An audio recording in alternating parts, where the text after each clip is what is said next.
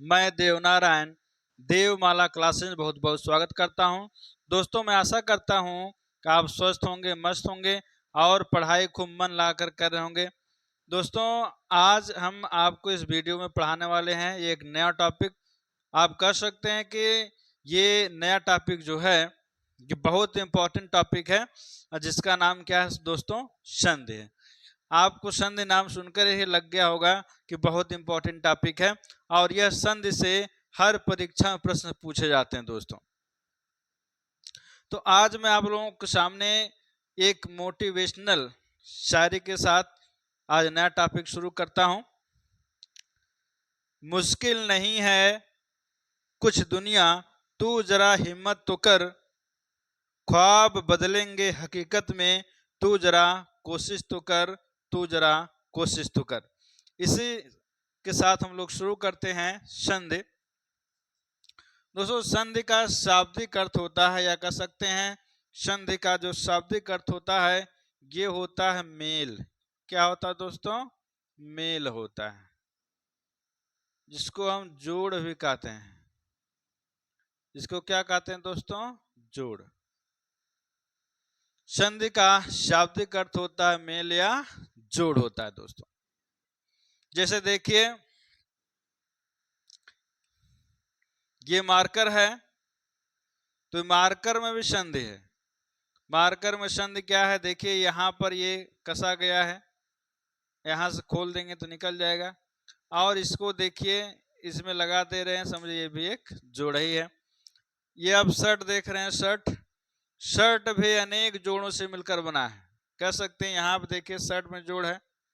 ठीक है दोस्तों, तो जहां जहां जोड़ होते हैं, जहां जहां संधि होती है, वहां वहां समझिए कुछ ना कुछ परिवर्तन होता है दोस्तों। संधि की परिभाषा हो जाएगी कि दो वर्णों के मेल से, दो वर्णों के मेल से जो विकार या परिवर्तन होता है उसे हम संधि कहते हैं। दोस्तों, मैं एक एग्जांपल देता हूं जो आप बहुत आसानी समझ पाएंगे। देखिए, जैसे मान लीजिए एक हम पोल बना देते हैं।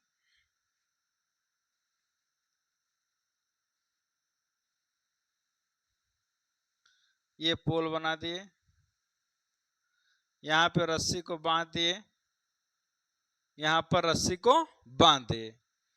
अब आप जानते हैं, जैसे मान लीजिए घर के या छत के ऊपर जो है इस तरह बना दिया जाता है, दो ऐसे पोल बना दिया जाता है, इसमें एक रस्सी बांध दिया जाता है कपड़ा सुखाने के लिए। क्या करने के लिए दोस्तों? कपड़ा सुखाने के लिए। अब आप जानते ही हैं, मान लीजिए कोई विद्यार्थी हो या सरकारी या नौकरी करने वाला हो, ड्यूटी करने वाला हो, तो मान लीजिए उसके पास कई कपड़े हैं, तो संडे को धोता है। संडे को क्या करता है? कपड़े को धोता है। और एक ही दिन कपड़ा ज्यादा धो देने से बहुत सारा कपड़ा हो जाता है और ले जाता है, इस पर क्या करता है? सुखाने के लिए पसारता है, फैलाता है। तो आप देखे होंगे ये घटना लगभग हर लोगों के साथ घटी हुई है कि क्या करते हैं कि इतना ज्यादा पसार देते हैं कपड़ा सुखाने के लिए कि रस्सी जो है बीच में से क्या होती है? रस्सी बीच में से टूट जाती है। और अब क्या करते हैं दोस्तों?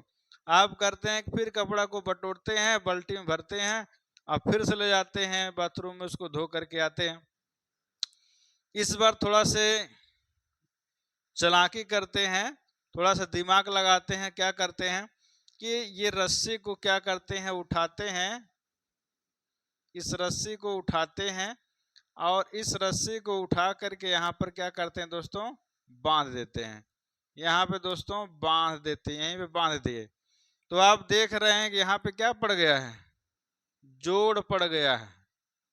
क्या पड़ गया? जोड़। और जिसको गांव में लोग क्या बोलते हैं? गांठ। क्या बोलते हैं दोस्तों? गांठ पड़ गई है, या कह सकते हैं गांठ बांध दिए। यहाँ पे जोड़ कर दिए, मतलब यहाँ पे आप देख रहे हैं रस्सी को यहाँ पे जोड़ दिया गया है। तो आप देख रहे हैं जो पहले वाली रस्सी है, ये पहले वाली रस्सी थी, इसमें कोई जोड़ नहीं था, इसमें कोई जोड़ नहीं था, इसमें कोई संधि नहीं थी। लेकिन जब रस्सी टूट गई है तो इसके सिरे को इस सिरे को मिला देते हैं और यहाँ पे गांठ बांध देते हैं, यहाँ पे जोड़ देते हैं। तो आप देख रहे हैं कि पहले वाली रस्सी में कोई जोड़ नहीं है, मतलब कोई विकार नहीं उत्पन्न हुआ है। लेकिन जब रस्सी टूट जाती है, जब वहां जोड़ देते हैं तो विकार उत्पन्न हो जाता है। विकार क्या उत्पन्न हो गया कि यहाँ पे गांठ पड़ गए, यहाँ पे जोड़ हो गया है, यही विकार हो गया। उसी प्रकार दोस्तों जहां दो वर्णों के बीच संधि होगी, जहां पर दो वर्णों के बीच संधि होगी वहां विकार होना जरूरी है। यदि विकार नहीं होगा तो समझो संधि भी नहीं हुई है। तो परिभाषा बनती है कि दो वर्णों के मेल से जो विकार या परिवर्तन होता है उसे हम संधि कहते हैं। जैसे यहाँ पर यह परिवर्तन हो गया, विकार हो गया, यहाँ पे जोड़ पड़ रहा है। जैसे मान लीजिए आपसे आप एक एग्जाम्पल दें, जैसे कहा जाए कि विद्याधन आलय, विद्याधन आलय, इसमें आप देख रहे हैं कि दो शब्द हैं, क्या है, विद्या है और इधर धन क्या है, आलय है। आलय का आ निकाल देंगे। दोस्तों एक बात आपको बता दें कि जो संधियां होती हैं, जो संधि होती है वो कहाँ पे होती है, पहले शब्द के अंतिम वर्ण के साथ होती है और दूसरे शब्द के पहले वर्ण के साथ होती है। तो संधि कहाँ पर होगी, पहले शब्द के अंतिम वर्ण के साथ और दूसरे शब्द के पहले वर्ण के साथ संधि होती है। अब देखिए ये दोनों मिलकर के एक हो गए, ये दोनों मिलकर क्या हो गए, एक हो गए, मतलब ये दीर्घ संधि का उदाहरण है। तो दोनों समान वर्ण मिलेंगे तो क्या हो जाएगा दोस्तों, ये दीर्घ हो जाएगा। एकदम बेहद आसान तरीके से आपको समझा रहा हूं दोस्तों, बस आप ध्यान से समझिए। आपको संधि जिंदगी में कभी नहीं भूल पाएंगे, आप संधि को इतना अच्छा आपको समझा दूंगा, इतना आपके दिमाग में बैठा दूंगा कि संधि आपको कह सकते हैं कि जिंदगी भर आप नहीं भूल पाएंगे संधि को। यहाँ पे देखिए अ मिलके दीर्घा हो गया। अब इसको जब जोड़ेंगे तो क्या बनेगा, विद्यालय। क्या बना दोस्तों, विद्यालय बन गया। आप देख रहे हैं कि दो वर्ण मिलकर के एक हो गए हैं। जब एक हो गए हैं दो वर्ण मिलकर के, यहाँ विकार उत्पन्न हुआ है। तो जहां पर विकार उत्पन्न होगा वहीं पे संधि होती है दोस्तों। तो ये दोनों वर्ण मिलकर के एक हो गए हैं तो समझे यहाँ पे संधि हो गई है, यहाँ पे दीर्घ संधि हुई है। आगे आपको बताया जाएगा।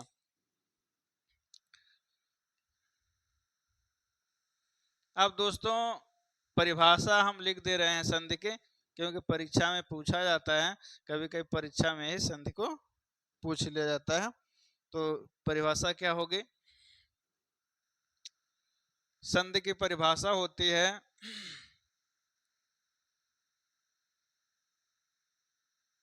दो वर्णों के मेल से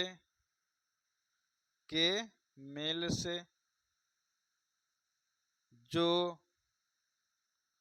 दो वर्णों के मेल से जो विकार या इसको परिवर्तन कह सकते हैं, जो विकार या परिवर्तन होता है उसे संधि कहते हैं। उसे क्या कहते हैं दोस्तों, उसे संधि कहते हैं।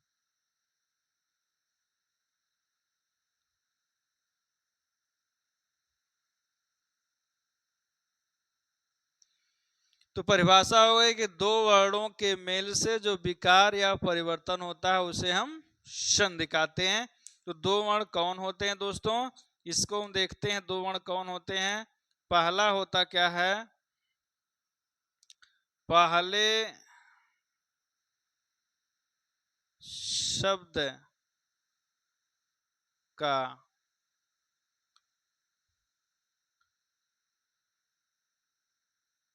अंतिम वर्ण,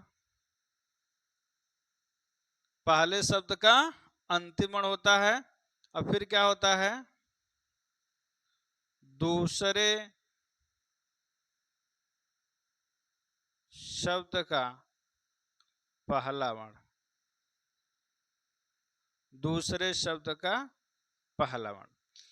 तो दोस्तों संधियां कहाँ पे होती हैं, संधि कहाँ पर होती हैं, ये जो धन देख रहे हैं, धन के इधर जो लिखा गया है ये पहले शब्द का अंतिम वर्ण है और ये दूसरे शब्द का पहला वर्ण है, इन्हीं दोनों के बीच संधि होती है। जैसे एग्जाम्पल दिया जाए, जैसे एक एग्जाम्पल लिख लें समझने के लिए, जैसे हिम धन आलय, हिम धन आलय। दोस्तों समझिए, एकदम आसान भाषा में आपको समझाऊंगा मैं। आप देखिएगा, ये पहला शब्द है, यहाँ देख पहले शब्द है, ये दूसरा शब्द है, ये दूसरा शब्द है। पहले शब्द का अंतिम वर्ण के साथ संधि होगी। तो ये पहला शब्द है, इसका अंतिम वर्ण क्या होगा? आ है। ये दूसरा शब्द है, इसका पहला वर्ण क्या है? आ है। दोस्तों आपको संधि के प्रकार जब पढ़ाएंगे उसी में दीर्घ संधि आएंगे। तो ये दीर्घ संधि का उदाहरण है। यहाँ पे दोनों समान वर्ण मिलते हैं तो इनके स्थान पे दीर्घ हो जाता है। क्या हो जाता है दोस्तों? दीर्घ हो जाता है। ये हो जाएगा, देखिए परिवर्तन हो गया, दो वर्ण मिल करके एक वर्ण हो गए, तो क्या हो गया? यहाँ परिवर्तन हो गया। तो ये हो जाएगा, ये क्या बनेगा दोस्तों? हिमालय, हिमालय। और एक बात और ध्यान दीजिएगा दोस्तों, जो संधि होती है, जैसे ये शब्द है हिम, ये शब्द है आलय, ठीक है? तो दोनों शब्द सार्थक होने चाहिए। दोनों शब्द क्या होना चाहिए? सार्थक होने चाहिए। जैसे यहाँ पे हिम का अर्थ क्या है? बर्फ। हिम का अर्थ क्या दोस्तों? बर्फ है। और आलय का अर्थ क्या है? घर। आलय माने घर होता है। तो जोड़ करके जब बनता है हिमालय, तो हिमालय का अर्थ क्या होगा? बर्फ का घर, ठीक है? किसका घर हो जाएगा दोस्तों? बर्फ का घर हो जाएगा। मतलब ये हो गया संधि का कंसेप्ट हो गया। कंसेप्ट यही है कि पहले शब्द के अंतिम वर्ण के साथ होती है, दूसरे शब्द के पहले वर्ण के साथ होती है। इसके बाद हम पढ़ेंगे संधि के प्रकार। इसके बाद हम क्या पढ़ेंगे? संधि के प्रकार देखते हैं। संधि के प्रकार, संधि के प्रकार पढ़ेंगे। तो दोस्तों संधि 3 प्रकार की होती है। संधि कितने प्रकार की होती है दोस्तों? मुख्य रूप से संधि के 3 प्रकार हैं। संधि के 3 प्रकार बताए गए हैं। अब संधि के 3 प्रकार कौन कौन से, इसको हम देखते हैं।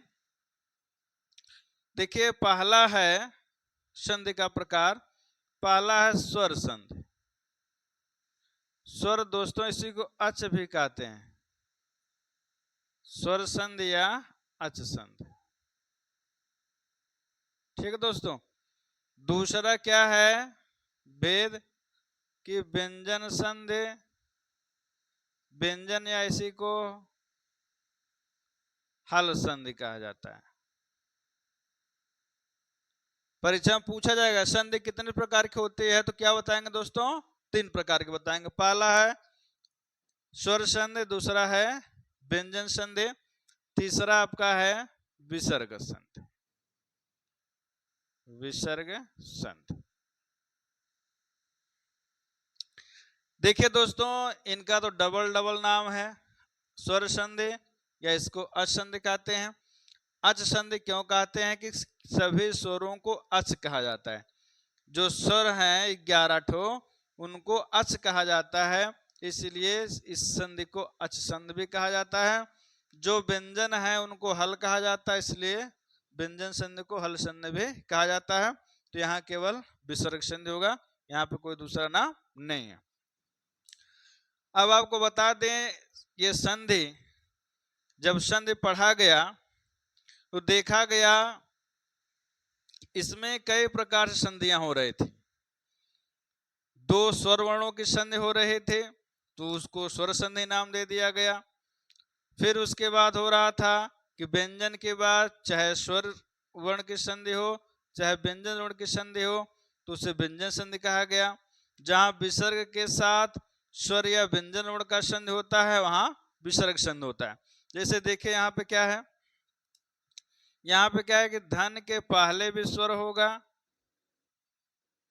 धन के पहले भी स्वर होगा और धन के बाद भी स्वर होगा। मतलब 2 स्वर हम नहीं लेंगे। कितने स्वर मिलेंगे? 2 स्वर। ये पहले शब्द का अंतिम स्वर होगा, ये दूसरे शब्द का पहला स्वर होगा। इसके बाद क्या होगा कि व्यंजन संधि कब होगे? जब व्यंजन के बाद, या कह सकते हैं हाँ कि व्यंजन के बाद स्वर हो चाहे क्या हो, व्यंजन हो। दोस्तों, व्यंजन के बाद चाहे स्वर हो चाहे व्यंजन हो, कौन संधि होगी? व्यंजन संधि होगी। इसके बाद तीसरा है विसर्ग संधि। तो विसर्ग के बाद इधर और लिखें ताकि उधर लिखा जाएगा, मतलब पहले शब्द के अंत में विसर्ग आए, ये विसर्ग के बाद क्या आएगा? चाहे स्वर वर्ण आए चाहे कौन से वर्ण आए? व्यंजन वर्ण आए। ये दोस्तों संधि का कंसेप्ट है।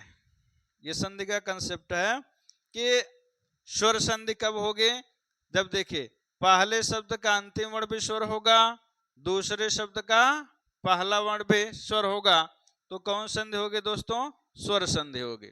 यहाँ पे देखिए धन के पहले शब्द का अंतिम वर्ण व्यंजन होगा और दूसरे शब्द का पहला वर्ण स्वर हो चाहे व्यंजन हो, कौन संधि होगी? व्यंजन संधि होगी। यहाँ पे देखिए पहले शब्द के अंत में विसर्ग हो, दूसरे शब्द का पहला वर्ण स्वर हो चाहे व्यंजन हो, वहां पे कौन संधि होगी दोस्तों? वहां पे होगी विसर्ग संधि।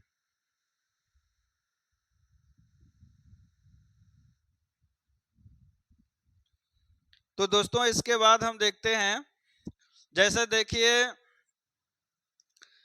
कि ये शीर्षक हो गया स्वर व्यंजन विसर्ग, ये शीर्षक हो गया। तो शीर्षक जैसा होता है वैसा स्टोरी भी होता है। जैसे आपको मैंने बहुत बार बता भी चुका है कि जैसे मान लीजिए कोई फिल्म होती है, तो फिल्म का क्या होता है कि जो स्टोरी होती है उसी से मिलता जुलता क्या होता है? उसी से मिलता जुलता होता है उस फिल्म का नाम होता है। कभी कभी क्या होता है, फिल्म का नाम को सुन करके देख करके ही लग जाता है कि इसके अंदर स्टोरी क्या होगी। जैसे दोस्तों एक फिल्म का नाम बताएं कि एक फूल दो माली, तो आप समझ गए होंगे इस फिल्म का स्टोरी क्या होगी। और हो फिल्म का नाम हो इंतकाम, जैसे फिल्म का नाम हो इंतकाम, इंतकाम का अर्थ क्या होता है? बदला लेना। इंतकाम का अर्थ क्या होता है? बदला लेना। तो इंतकाम अर्थ या कैसे इंतकाम शब्द को सुन करके देख करके उसके अंदर की स्टोरी आपको समझ में आ गई होगी कि इसके अंदर जो होगा, जो विलेन होगा वो हीरो के परिवार को हानि पहुंचाया होगा, तो जो हीरो होगा वो विलन को मार करके बदला लेगा। इंतकाम माने बदला लेता है। तो कह सकते हैं कि जैसा स्टोरी है वैसा शीर्षक होगा। तो एक देखिए दोस्तों कैसे क्या होता है, ये स्वर संधि हो गया, ये व्यंजन संधि हो गया, ये विसर्ग संधि हो गया। जैसे आपको एक एक एग्जाम्पल यहाँ पे देके बता देते हैं। जैसे कहा जाए, एक उदाहरण और दे दें आपको, रमा धन ईसह, क्या दे दें? रमाधन ईसह दे दें, या रमाधन ईस कहिए, हिंदी में पढ़ रहे हैं तो। यहाँ पे देखिए पहले शब्द के अंतिम वर्ण को हम अलग कर दिए और इधर दूसरे शब्द का पहला वर्ण हम अलग कर दिए। ठीक है दोस्तों। अब देखिए यहाँ पर जो है, यहाँ पर आ और ए मिल करके आपको बताए थे कि संयुक्त स्वर होता है, ये ए बन जाता है। क्या बन जाता है? ए बन जाता है। और इधर का उत्साह उतार लेंगे, इधर का रम भी उतार लेंगे, जोड़ देंगे मापे ए की मात्रा, क्या बनेगा? रमेश। क्या बन गया दोस्तों? रमेश बन गया। तो यहाँ पर आप देख रहे हैं कि पहले शब्द के अंतिम वर्ण भी स्वर है और दूसरे शब्द का पहला वर्ण भी स्वर है। दूसरे शब्द का पहला वर्ण भी स्वर है। दोनों स्वरों का मेल हो रहा है, दोनों स्वरों का मेल हो रहा है।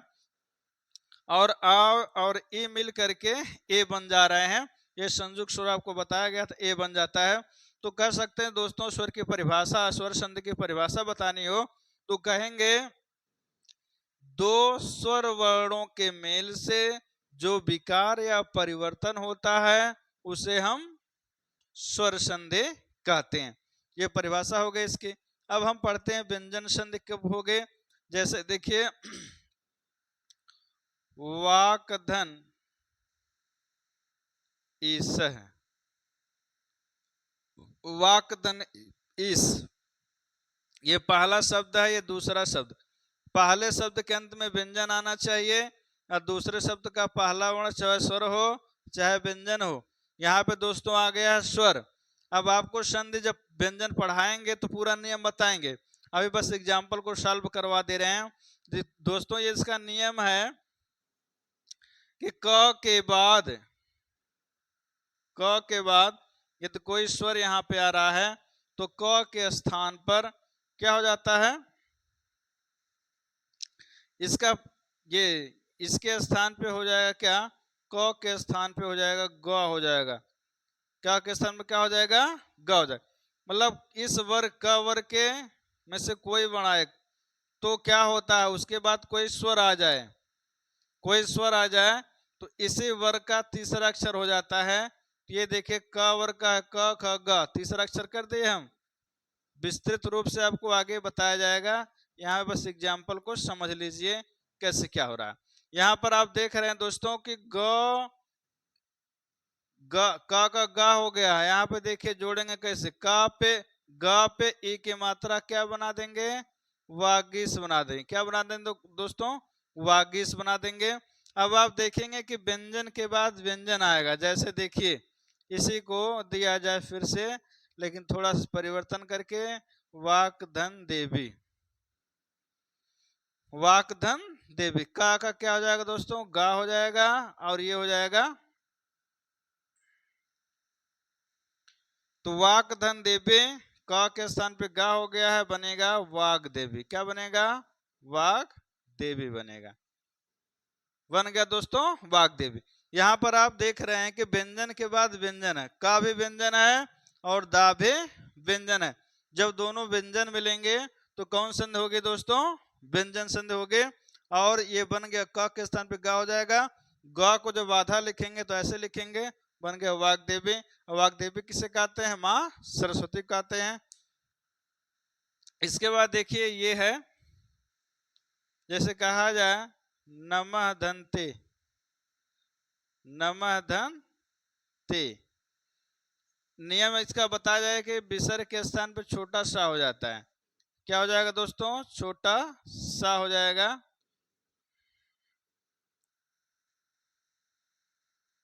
विसर्ग के स्थान पर छोटा सा हो गया है और इधर ते है, जोड़ेंगे तो क्या बनेगा,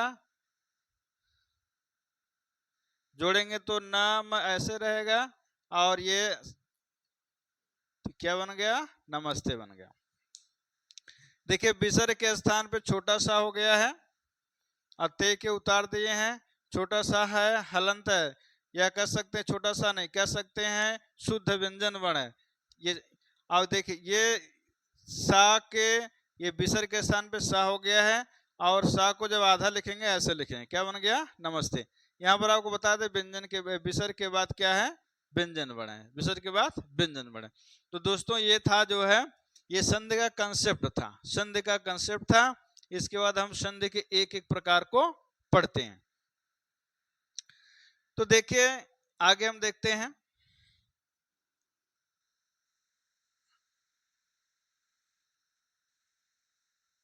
पहला संधि हम लोग पढ़ेंगे स्वर संधि।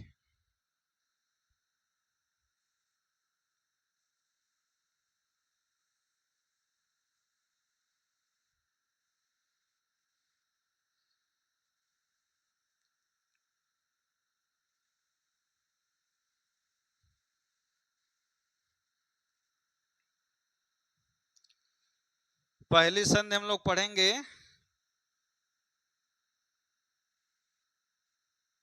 स्वर संधि।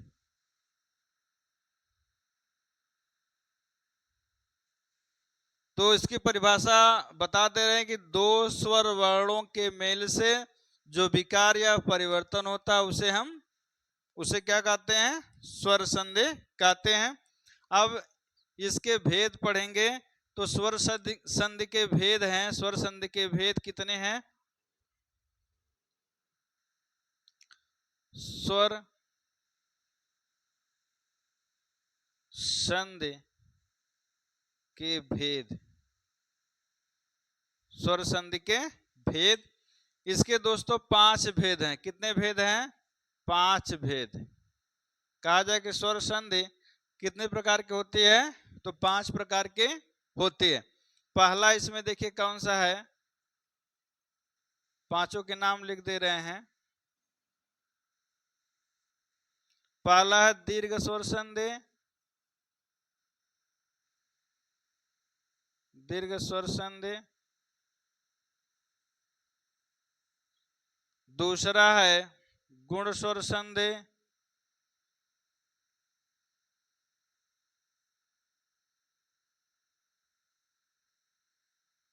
और तीसरा है वृद्धि स्वर संधि।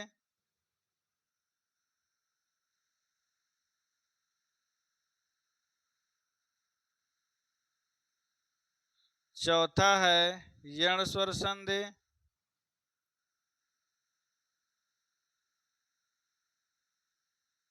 पांचवा है अयादि,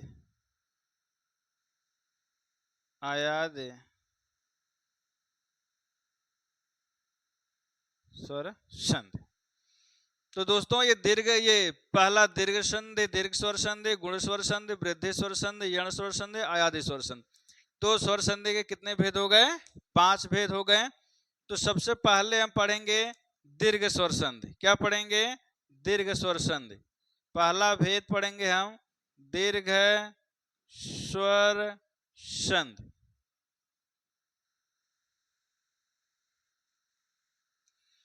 दोस्तों दीर्घ स्वर संधि का नियम क्या है? नियम आपको ऐसे लिखना है ट्रिक के हिसाब से। नियम इसका है, नियम यही है कि यदि पहले शब्द के अंत में हर्ष या दीर्घ आ के बा आए और दूसरे शब्द का पहला वर्ण हर्ष या दीर्घ आए तो दोनों मिलकर के दीर्घ हो जाता है, दोनों मिलकर के दीर्घ हो जाता है। पहले शब्द के अंत में छोटी हो चाहे बड़ी हो, दूसरे शब्द का पहला वर्ण भी छोटी हो चाहे बड़ी ई हो, दोनों मिलकर के क्या हो जाएगा? बड़ी ई हो जाएगा। पहले शब्द के अंत में छोटा ऊ हो चाहे बड़ा ऊ हो, दूसरे शब्द का पहला वर्ण क्या होगा? छोटा ऊ हो चाहे क्या हो दोस्तों? बड़ा ऊ हो, दोनों मिलकर क्या हो जाएगा? बड़ा ऊ हो जाएगा। उसके बाद दोस्तों देखिए बस इतना आपको पढ़ना है, ये इतना ही इसमें पढ़ा जाएगा हिंदी में। तो देखिए आपको बता दे रहे हैं, ये जो धन है, ये धन है। धन के पहले देखिए, धन के पहले जो आए हैं पहले शब्द के अंतिम वर्ण है, धन के जो बाद आए हैं दूसरे शब्द के पहले वर्ण हैं, और दोनों मिलकर क्या हो जाएंगे? दीर्घ हो जाते हैं। दोस्तों आपको बता दें कि ये दोनों छोटा आ मिलाएंगे, अ मिलाएंगे तब भी बड़ा आ होगा, दोनों बड़ा मिलाएंगे तब भी बड़ा आ होगा, एक छोटा मिला दें एक बड़ा मिला दें तब भी बड़ा होगा। जैसे कहा जाए, देखिए जैसे लिख दे रहे हैं, जैसे देखिए छोटा मिलाएं फिर छोटा मिलाएं तब भी क्या होगा? बड़ा आ हो जाएगा। फिर छोटा मिलाएं बड़ा आ मिलाएं तब क्या होगा? तब भी हो जाएगा बड़ा आ होगा। दोनों बड़ा आ मिला दें तब भी क्या हो जाएगा? बड़ा आ हो जाएगा। ठीक है दोस्तों, इसी प्रकार ई का भी होगा, ऊ का भी होगा। चाहे जो भी मिलाएंगे बनने वाला क्या है? दीर्घ। और आपको बता दें जब संधि का नाम है दीर्घ है तो यहाँ केवल दीर्घ ही होगा। लेकिन कब दीर्घ होगा? जब कोई समान वर्ण आएगा। क्या होगा? समान वर्ण। समान वर्ण का क्या मतलब होता है? दूसरे शब्द का पहला वर्ण जो आएगा वही पहले शब्द का अंतिम वर्ण जो आएगा वही दूसरे शब्द का पहला वर्ण आएगा। जैसे देखिए क्या है कि पहले शब्द के अंत में भी अ है और दूसरे शब्द का पहला वर्ण भी अ है, तो समान वर्ण है। यहाँ पे देखिए ये भी समान वर्ण है, तो जहां समान वर्ण आएंगे वहीं पे क्या होगा, दीर्घ होगा। ठीक है दोस्तों, तो संधि कहाँ पर होती है, पहले शब्द के अंतिम वर्ण के साथ, दूसरे शब्द के पहले वर्ण के साथ। तो सबसे पहले हम एग्जाम्पल देते हैं दीर्घ आ का। इसका एग्जाम्पल देखा जाए तो जैसे दिया जाए कि विद्याधन अर्थी, विद्याधन अर्थी जोड़ना है, पहले जोड़ना बता दें फिर आपको तोड़ना बता देंगे। विद्याधन अर्थी, सबसे पहले क्या करेंगे मित्रों, सबसे पहले क्या करेंगे कि पहले शब्द के अंतिम वर्ण को अलग कर लिए। देखिए दोस्तों अलग कर लिए, इसके बाद क्या करेंगे,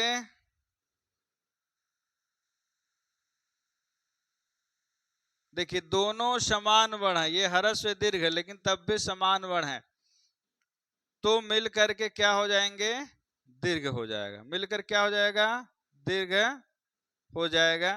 तो ये देखिए क्या बनेगा, ये बनेगा विद्यार्थी। क्या बनेगा दोस्तों, विद्यार्थी बनाएगा। ठीक है, ये विद्यार्थी बन गया।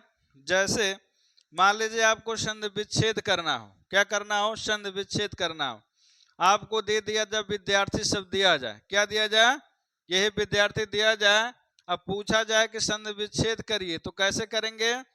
यहाँ पे देखिए विद्याधन, ये विद्यार्थी में विद्या, यहाँ जो द्या है यहीं पे संधि हुई है, यहीं पे क्या हुई है, संधि हुई है। तो संधि हुई है तो कैसे पता लगाएंगे, तो क्या करेंगे आप यही करेंगे कि दोनों वर्णों को अलग कर देंगे, दोनों वर्णों क्या कर देंगे, अलग कर देंगे। यहीं से विद्या अलग कर देंगे, यहीं से अर्थी को अलग कर देंगे, तो ये हो जाएगा विद्याधन अर्थी हो जाएगा। उसी प्रकार देखिए आपको और एग्जांपल बता दें, जैसे सत्यधन अर्थी, क्या बनेगा दोस्तों, सत्यार्थी बनेगा। क्या बनेगा, सत्यार्थी।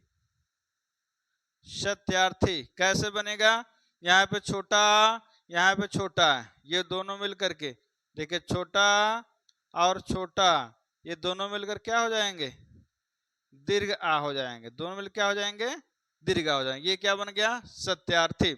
और आगे देखिए जैसे बना जाए वस्त्रधनालय, क्या बना जाए, वस्त्रधनालय, वस्त्रधन आलय। दोस्तों मैं एग्जाम्पल दे रहा हूं, बहुत सारा उदाहरण नहीं दूंगा, वीडियो बहुत लंबे हो जाएंगे, बस नियम आप इसमें जानिए। देखिए यहाँ पे आ है, यहाँ पे दीर्घ आ है, दोनों मिलकर क्या हो जाएंगे, दीर्घ हो जाएंगे। ये क्या बनेगा, वस्त्रालय। क्या बनेगा, वस्त्रालय। तो वस्त्रालय कैसे बना आप देख रहे हैं, यहाँ पे देखिए त्रा, यहाँ पे देखिए आ है और यहाँ पे आ है। ठीक है, और ये दोनों मिलके आ बन गए, बड़ा आ, इधर ले उतार लीजिए, ये बनेगा वस्त्रालय बनेगा। क्या बनेगा दोस्तों, वस्त्रालय। ठीक है दोस्तों, इसी प्रकार आ के बहुत सारे एग्जाम्पल आपको मिल जाएंगे। इसके बाद हम ई का एग्जाम्पल देखते हैं। ई का देखते हैं, जैसे जैसे कहा जाए हरिधन ईस, हरिधन ईस, हरिधन ईस, दो शब्द हैं, एक हरि शब्द दूसरा क्या है, ईस शब्द है। ठीक है मित्रों, यहाँ पे क्या करेंगे, देखिए यहाँ पे क्या करेंगे कि पहले शब्द के अंतिम वर्ण को अलग कर लीजिए और दूसरे शब्द के पहले वर्ण को अलग कर लीजिए। ठीक है मित्रों, यहाँ पे दोनों समान वर्ण मिलने हैं तो दोनों मिलकर के क्या हो जाएंगे, दीर्घ ई हो जाएंगे। इधर सा उतार लेंगे, इधर हर को उतार लेंगे, रा पे बड़ी की मात्रा लगा देंगे, ये क्या बन जाएगा, हरीश बन जाएगा। क्या बनेगा दोस्तों, हरीश बन जाएगा। इसी प्रकार देखिए,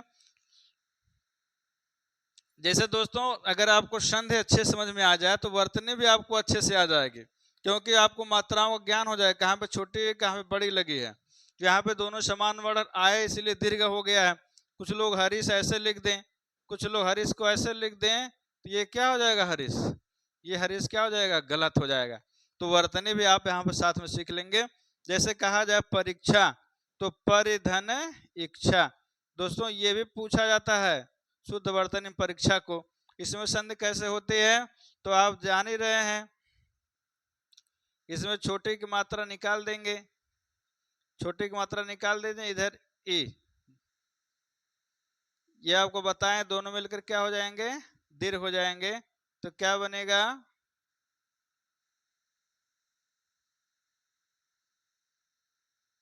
दोनों मिलकर क्या बन जाएगा, बड़े की मात्रा लगा देंगे इधर से, क्या बन गया, परीक्षा बना दिए। क्या बना दिए, परीक्षा। अब दोस्तों ऊ का बचा हुआ, किसका बचा हुआ उदाहरण, ऊ का उदाहरण बचा हुआ है। तो इसमें लिखा जाए कि भानुधन उदय, भानुधन उदय। दोस्तों ध्यान देना है, दोनों शब्दों को भी ध्यान देना है। संधि विच्छेद करते समय दोनों शब्दों पर ध्यान देना चाहिए, दोनों शब्द शुद्ध और सार्थक होने चाहिए। जैसे देखिए भानु शब्द यहाँ पे है, एग्जाम में आपको ऐसे भानु दे दे तब भी भानुदय बन जाएगा, लेकिन भानु शब्द शुद्ध ये है, यहाँ उदय में छोटा लगा हुआ है, ध्यान दीजिएगा। उदय में कौन सा लगा हुआ है, छोटा लगा हुआ है। आपको बताया जाएगा कि देखिए ये क्या हो जाएगा, छोटा वो अलग करेंगे, यहाँ भी छोटा वो अलग करेंगे, तो दोनों छोटा छोटा मिलके क्या हो जाएंगे, बड़ा वो हो जाएगा। समझ में आ रहा है, बस वीडियो ये देख रहे हैं। समझ में आ रहा हो तो कमेंट बॉक्स में कमेंट करना ना भूला करिए दोस्तों। अब देखिए बड़ाओं की मात्रा है, ये लग जाएगा भानुदय, क्या लग जाएगा, भानुदय लग जाएगा, बन गया भानुदय। एक एग्जाम्पल इधर दे रहे हैं, जैसे कहा जाए वधु वधुधन उत्सव है, वधुधन उत्सव। यहाँ पर देखिए वधु में धा पे बड़ी की मात्रा लगी है, उत्सव में छोटा उ लगा है, ये भी आपको ध्यान देना है। उत्सव में कौन सा उ है, छोटा उ, वधु में बड़ा उ। तो ध्यान दीजिएगा दोनों एक बड़ा एक छोटा मिलकर के क्या बन जाएंगे, ये बनेगा वधुत्सव, क्या बनेगा, वधुत्सव दोस्तों बन जाएगा। बस दोस्तों आज बहुत ही आपको अच्छे समझ में आ गया होगा, ये मैं आशा करता हूं। तो देखिए मैं थोड़ा सा एक संधि विच्छेद कैसे करेंगे वो बता दे रहा हूं, कैसे जानेंगे कि संधि विच्छेद हमारा सही हुआ है। तो यहाँ पे थोड़ा सा आपको एक एग्जाम्पल दे करके बता दें। जैसे देखिए एक उदाहरण ऐसे दिया जाए कि दिया जाए शिवांश, कहा जाए कि शिवांश का संधि विच्छेद करिए। तो कैसे पता लगाएंगे कि संधि विच्छेद सही है गलत है, इसको आप देखेंगे। देखिए यहीं पे दीर्घ हुआ है, मतलब कि यहीं पे संधि हुई है, तो कोशिश करेंगे क्या मिला होगा, या तो मिला होगा छोटा या तो बड़ा मिला होगा, ठीक है, बड़ा मिला होगा या दोनों छोटा छोटा मिला होगा। तो यहाँ पे देखिए ऐसे शिव धन, इधर शिव रहेगा, इधर आ लगाएंगे, इधर आ लगाएंगे, इधर स लगाएंगे, ठीक है।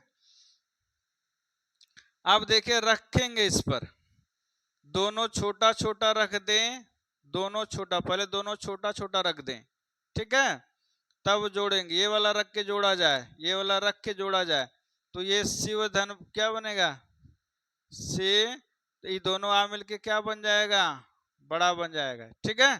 तो ये दोनों मिल करके बड़ा बन जाएगा, तो ये बन जाएगा शिवांश, क्या बन जाएगा, शिवांश बन जाएगा। क्या बनेगा दोस्तों, शिवांश बनेगा। और इसको जोड़ देंगे, मतलब ये सही बन गया। जब इसको जोड़ दिया जाएगा, ये इसको जोड़ा जाएगा, तो ये अंश हो जाएगा, क्या हो जाएगा, अंश हो जाएगा। अंश नहीं हो, अंश कोई शब्द नहीं है, अंश कोई शब्द नहीं है, इसलिए छोटा दोनों रहेगा। तो शिवधन अंश हो, क्या होगा दोस्तों, शिवधन अंश होगा। क्या होगा? शिवधन अंश। इसका संधि विच्छेद क्या होगा? शिवधन अंश हो जाएगा। इसी प्रकार दोस्तों आप संधि विच्छेद कर लेंगे। दोस्तों मुझे आशा होगा कि ये संधि आपको बहुत अच्छे तरीके से समझ में आ गई होगी। यदि आपको अच्छे तरीके से समझ में आ गए होंगे तो कमेंट बॉक्स जरूर कमेंट करिए। दोस्तों यदि आप चैनल पर नए हो तो चैनल को सब्सक्राइब कर लीजिए और बेल आइकन को जरूर प्रेस करिए, ताकि जो भी वीडियो मैं अपलोड करूं आपको उसका नोटिफिकेशन जल्द से जल्द प्राप्त हो सके। धन्यवाद दोस्तों। वंदे मातरम।